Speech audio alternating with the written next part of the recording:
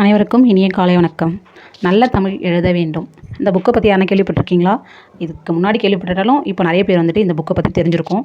ஏன்னா டிஎன்பிசிக்கு ஒரு ஒரு இம்பார்ட்டண்டான புக்காகவே இது மாறிட்டுருக்கு. எல்லாருடைய தேடல்லையுமே இந்த புக்கு வந்து ரொம்ப இம்பார்ட்டண்டாக இருக்குது. என்ன சொல்கிறேன்னு புரியலையா? டிஎன்பிசிக்கு அவுட் சோர்ஸ் ரொம்ப முக்கியம். அந்த அவுட் சோர்ஸில் என்னென்ன புக்கு இருக்குது, அதை எப்படி டவுன்லோட் பண்ணலாம் அப்படின்ட்டு நிறைய பேருக்கு ஒரு குழப்பம் இருந்துச்சு. அது எனக்குமே இருந்துச்சு, பார்த்துக்கோங்க. இந்த குழப்பத்தெல்லாம் தாண்டி தான் நான் அந்த புக்கெலாம் வந்துட்டு நிறையா யூடியூப் சேனல்லாம் பார்த்து சர்ச் பண்ணி அந்த புக் எல்லாமே டவுன்லோட் பண்ணி இப்போ நான் ஒரு புதுசாக டெலகிராம் ஓப்பன் பண்ணி அதில் வந்துட்டு எல்லாமே ஷேர் பண்ணியிருக்கேன். உங்களுக்கு தேவைப்பட்டவங்க கண்டிப்பாக அதை வந்து டவுன்லோட் பண்ணி யூஸ் பண்ணிக்கோங்க. இந்த டெலகிராம் சேனலோடைய லிங்க் வந்து நான் டிஸ்கிரிப்ஷனில் கொடுக்குறேன். நீங்கள் அதில் போய்ட்டு டவுன்லோட் பண்ணிக்கோங்க.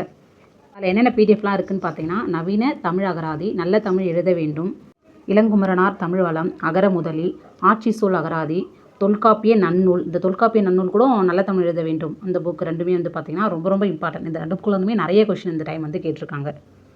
இது எல்லா பிடிஎஃப்பும் நம்மளால் வந்து பார்த்திங்கன்னா பிரிண்ட்லாம் போட்டுட்டு இருக்க முடியாது. புக்கு வாங்க முடியுன்றவங்க வாங்கிக்கோங்க.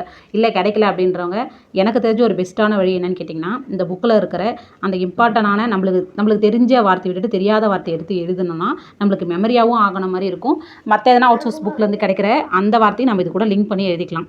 இதுக்கப்புறம் நான் என்னுடைய ரெகுலர் வீடியோ நான் போடுறேன். நான் எப்படி படிக்கிறேன், நான் எந்த மாதிரிலாம் எழுத போகிறேன், நோட்ஸ் எடுக்க போகிறேன் அப்படின்றத அதை பார்த்து நீங்கள் வேணால் தெரிஞ்சுக்கோங்க. இல்லை நான் இந்த மாதிரி நான் வேறு ஐடியா வச்சுருக்கேன்றவங்களும் கமெண்ட்டில் சொல்லுங்கள். நானும் அந்த மாதிரி ஃபாலோ பண்ணிக்கிறேன்.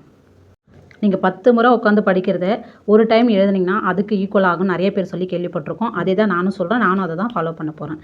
இந்த டெலகிராம் சேனலில் எல்லா பிடிஎஃப்புமே இருக்குது. நீங்கள் டவுன்லோட் பண்ணி யூஸ் பண்ணிக்கோங்க. தேங்க்யூ. இது வரைக்கும் நம்ம சேனல் நீங்கள் ஃபாலோ பண்ணலைன்னா இதுக்கப்புறம் ஃபாலோ பண்ணிக்கோங்க. அப்போ தான் நான் ரெகுலராக போடுற வீடியோ உங்களுக்கு நோட்டிஃபிகேஷனாக வரும். இதுக்கப்புறம் நான் எப்படி படிக்க போகிறேன், நான் எப்படி நோட்ஸ் எடுக்க போகிறேன் அப்படின்றதெல்லாம் அடுத்த வீடியோவில் வரும். மறக்காமல் நம்ம சேனலை ஃபாலோ பண்ணிக்கோங்க.